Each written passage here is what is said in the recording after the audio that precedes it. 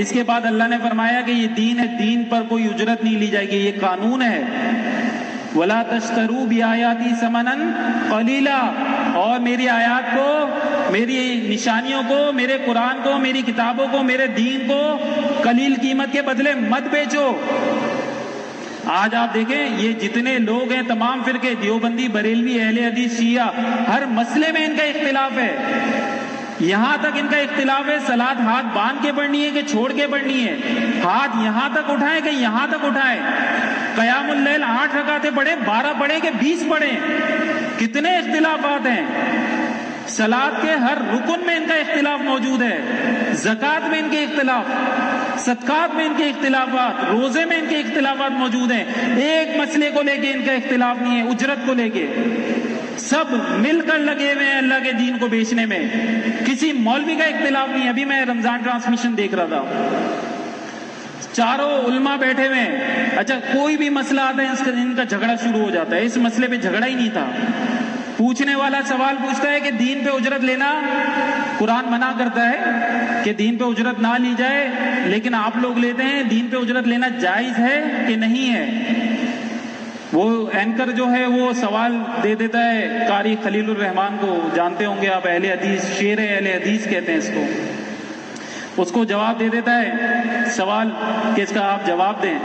وہ ظالم دیکھیں کیا جواب دیتا ہے. وہ کہتا ہے کہ یہ جو کال کرنے والا شخص ہے اور جتنے لوگ یہ سوال کر رہے ہیں وہ لوگ چاہتے ہیں کہ اللہ کی مساجد ویران ہو جائے، اللہ کی مسجدیں خالی ہو جائیں، کہ جو لوگ چاہتے ہیں کہ مولوی کو پیسے مت دو، جو لوگ چاہتے ہیں دین پہ اجرت نہ دو.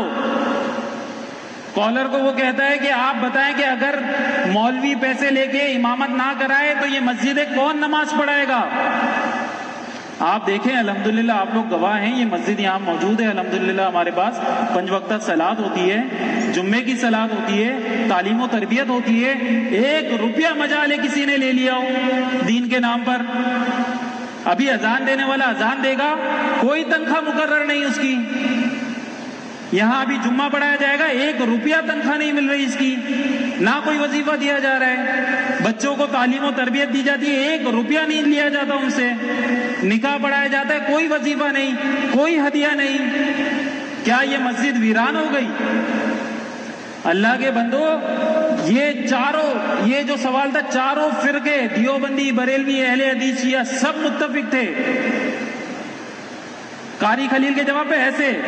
ورنہ ہر جواب پہ کیا ہوتا ہے؟ لڑائی ہوتی ہے، جھگڑے ہوتے ہیں، لیکن دین بیچنے میں سب یکساں ہیں. اور آج آپ دیکھیں اس امت کا سب سے مشہور اور مقبول اسکالر انجینئر محمد علی مرزا، نوجوان بڑے دیکھتے ہیں، بڑے ذوق و شوق سے دیکھتے ہیں آئے دن. اب تو سوالات میں بھی آپ دیکھیں جب بھی سوالات ہو رہے ہوتے ہیں کسی ایک پرچے میں اس کا نام ضرور ہوتا ہے کہ انجینئر محمد علی مرزا یہ کہتا ہے، آپ کیا کہتے ہیں؟ انجینئر محمد علی مرزا صاحب کی اس پہ میں نے اس مسئلے پر ویڈیو دیکھی. کہتے ہیں کہ کم از کم مولوی کی جو اجرت آج کے دور میں، مہنگائی کا دور ہے، کم از کم اجرت 50,000 روپے ہونی چاہیے. مشورہ دے رہے ہیں قوم کو کہ کم از کم جو مولوی مسجد میں نماز پڑھاتا ہے کم از کم تنخواہ اس کی 50,000 روپے اس کا وظیفہ مقرر کریں. غربت کا دور ہے، وہ اپنے بیوی بچوں کا خرچ کیسے اٹھائے گا؟ دوسری ویڈیو دیکھیں، کہتا ہے کہ میں اس شخص کے پیچھے صلاۃ نہیں پڑھتا جو دین پر اجرت لیتا ہو. اللہ کے بندو یہ کیسا ظلم ہے؟ تم خود صلاۃ نہیں پڑھتے، تم قوم کو کہہ رہے ہو کہ اس کو 50,000 روپے تنخواہ لگاؤ اور صلاۃ بھی اس کے پیچھے پڑھو.